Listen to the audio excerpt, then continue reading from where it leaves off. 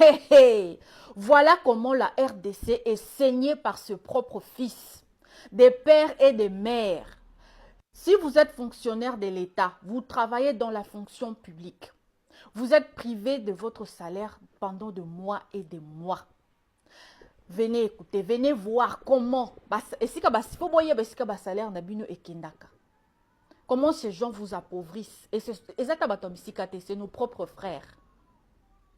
Le ministre de la Justice et garde de Sceaux, M. Constant Moutamba, sur la radio Top Congo, a fait des révélations très graves sur leur mode opératoire, comment ils font pour détourner les salaires des gens, les salaires de la population sans trace, en complicité avec la justice, donc les procureurs, le ministre des Finances, ainsi que des cadres de sociétés de l'État.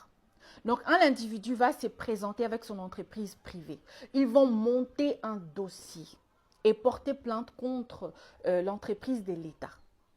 Et le procureur qui sont déjà dans les deals va condamner l'entreprise de l'État à verser une grosse somme d'argent à cet individu-là, donc l'entreprise-là.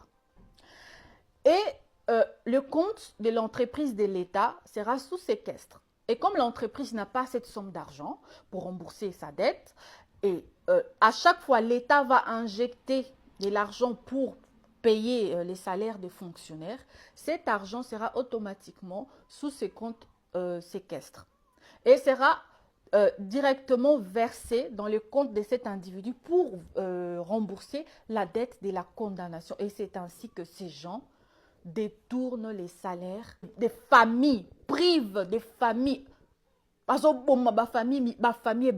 Famille congolaise Nanzala. Je voulais suivre le ministre de la Justice. J'ai diligenté à ce propos des inspections, des contrôles au niveau des certains tribunaux, dont les tribunaux de commerce de Kinshasa, Gombe, Matete, Lubumbashi, au niveau des cours d'appel, pour pouvoir évidemment retracer tous les réseaux des mafias, tous les jugements et arrêts rendus dans le sens de détruire notre justice et notre économie. Et c'est ce que nous sommes en train de faire pour l'instant. Vous l'avez vu, nous avons par exemple fait arrêter l'un des grands criminels économiques connus, M. Pelemongo. Vous lui reprochez quoi exactement? Les pillages systématiques des ressources de l'ONATRA. Il est encore présumé, vous qualifiez déjà... Il n'est pas présumé. Il n'est pas présumé. Il est venu et tenté de me corrompre. Je voudrais rappeler ceci, que le ministre de la Justice et garde de Sceaux a le pouvoir d'injonction sur les magistrats de parquet, principalement le procureur général cassation, tous les procureurs généraux. Et pas de condamnation. J'en viens. J'en viens.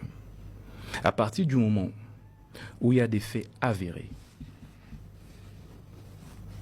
qui sont mis à charge d'un individu, le ministre de la Justice a le droit de pouvoir donner injonction. Ça, c'est d'une part. D'autre part, il y a des cas de flagrance.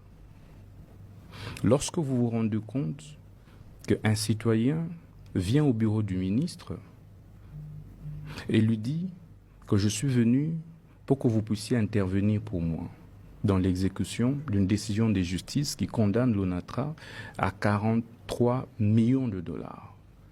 Est-ce que les ministres de la Justice interviennent dans l'exécution des décisions de justice? Lorsque quelqu'un comme celui-là se présente devant vous, mais vous lui posez 2-3 questions. D'abord, en qualité de qui, moi, je peux intervenir dans l'exécution d'une décision de justice?